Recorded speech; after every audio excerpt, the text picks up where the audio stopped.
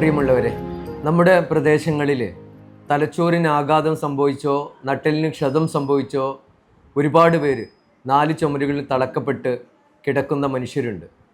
ഇവർക്ക് ആശ്വാസമായി കഴിഞ്ഞ 10 വർഷമായി തിരൂർ താലൂക്കിൽ പ്രവർത്തിച്ചു വരുന്ന സൗജന്യ ശാസ്ത്രീയ പരിചരണ കേന്ദ്രമാണ് kinship, A home for differently abled. എല്ലാ ദിവസവും 40ഓളം ഡിഫറൻ്റ്ലി ഏബിൾഡായ മക്കളെത്തി അവർക്ക് വേണ്ട എല്ലാ പരിചരണവും നൽകി. ക്ലിനിക്കൽസ് വിഭാഗത്തിലാണെങ്കിലും റിഹാബിലിറ്റേഷൻ വിഭാഗത്തിലാണെങ്കിലും വിദ്യാഭ്യാസം, അവരുടെ തൊഴിൽ എല്ലാം നൽകി അവരുടെ ജീവിതത്തിലേക്ക് തിരികെ കൊണ്ടുവന്ന ഒരു സ്ഥാപനമാണ് കിൻഷിപ്പ് ഫൗണ്ടേഷൻ. ഒക്കുപേഷൻ തെറാപ്പിയും ഫിസിയോതെറാപ്പിയും സ്പീച്ച് തെറാപ്പിയും യോഗയും ഡയറ്റീഷ്യൻ്റെ സേവനവും കൗൺസിലിങ്ങും പ്ലേ തെറാപ്പിയും അടക്കം ഡോക്ടറുടെ സേവനവും നഴ്സിൻ്റെ സേവനവും എല്ലാം കൂടി 9ഓളം സർവീസുകൾ ഒരു പ്രദേശത്തെ ഇത്തരത്തിലുള്ള മനുഷ്യർക്ക് നിറം പകരുന്ന രീതിയിൽ മുന്നോട്ട് പോകുന്ന ഒരു സംവിധാനമാണ് കിൻഷിപ്പ്. നമ്മളെ കിൻഷിപ്പിൻ്റെ ലക്ഷ്യം ഇതാണ്, എയിം ഇതാണ്. ഭക്ഷണം കഴിക്കാനും വസ്ത്രം ധരിക്കാനും അവരെ പ്രാഥമിക കർമ്മങ്ങളൊക്കെ സ്വയം ചെയ്യാൻ അവരെ പ്രാപ്തമാക്കുക എന്നുള്ളതാണ് കിൻഷിപ്പിൻ്റെ ലക്ഷ്യം. ഇന്ന് ഈ 10 വർഷത്തിനുള്ളിൽ ഏകദേശം 400-നടുത്ത് വീഴ്ചകളായ അല്ലെങ്കിൽ ശാരീരിക പരിമിതികളുള്ള മനുഷ്യരെ സ്വയം പര്യാപ്തത വരുത്താൻ, അതായത് ഭക്ഷണം കഴിക്കാനും വസ്ത്രം ധരിക്കാനും അവരുടെ പ്രാഥമിക കർമ്മങ്ങളൊക്കെ ചെയ്യാൻ പ്രാപ്തമാക്കിയൊരു സ്ഥാപനമാണ് കിൻഷിപ്പ്. കുറേ മനുഷ്യർക്ക് ഇത് നിറം പകരുകയും അതോടൊപ്പം തന്നെ അവരുടെ ജീവിതത്തിന്, അവരുടെ കുടുംബത്തിൻ്റെ ജീവിതത്തിന് വലിയ ഒരു മാറ്റം ഉണ്ടാക്കാൻ സാധിച്ചിട്ടുണ്ട്. ഇവിടെ വീൽ ചെയറിലിരിക്കുന്നവരാണ് തയ്ക്കുന്നത്. പിന്നെ ഈ കിൻഷിപ്പിൻ്റെ ഒരു ടൈലറിങ് യൂണിറ്റാണിത്. ഓരോ കാര്യങ്ങൾ ചെയ്യാനും കിൻഷിപ്പിലെ ഡയറക്ടർമാർ ഞങ്ങൾക്ക് വേണ്ടി ചെയ്തു തന്ന ഒരു ടൈലറിങ് യൂണിറ്റാണ്. നിസ്കാരക്കുപ്പായം, ഉടുപ്പ്, പില്ലോ കവറ്, ബെഡ്ഷീറ്റ്. പ്രത്യേകിച്ച് എടുത്തു പറയേണ്ടത് നല്ല സ്റ്റിച്ചിങ് ആണ്. നമ്മൾ വാങ്ങിക്കുമ്പോൾ, കടയിൽ നിന്ന് വാങ്ങിക്കുമ്പം ചിലപ്പം ഇത്ര നല്ല സ്റ്റിച്ചിങ് ആയിരിക്കില്ല.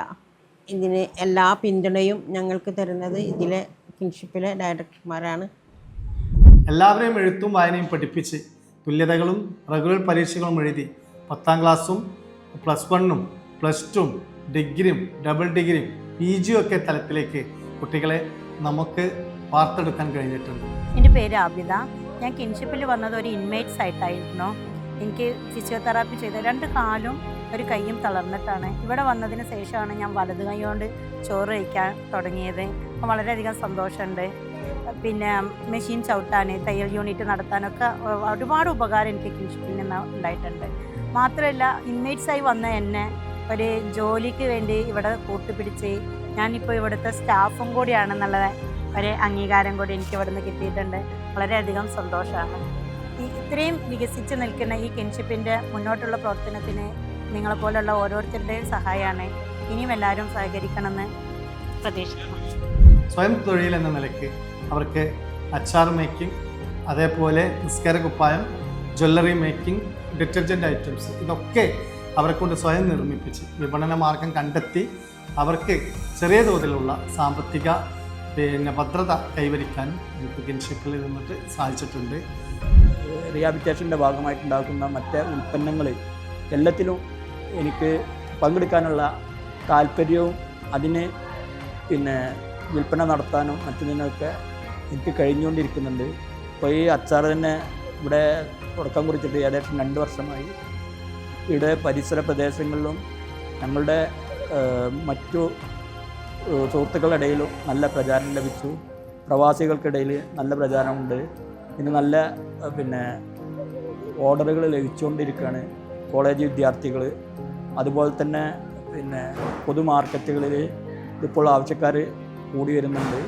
പിന്നെ നല്ലൊരു വരുമാന മാർഗമായിട്ട് എനിക്കും എൻ്റെ ഇവിടെ കിൻഷിപ്പിലുള്ള കൂട്ടുകാർക്കും ഒരു വലിയൊരു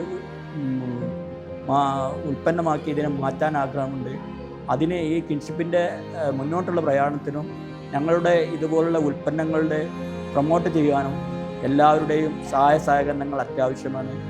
ഒരിക്കൽ കൂടി പറയാണ്, പരിമിതികളേറെയുണ്ട് ഈ ഒരു സ്ഥാപനത്തിന്. വാഹനങ്ങളെ, അതുപോലെ നമുക്ക് കെട്ടിട ഈ പരിമിതികളെല്ലാം ഇനിയും മെച്ചപ്പെടുത്താനുണ്ട്. എല്ലാവരും കൂടെ ചേർത്ത് വെക്കണം.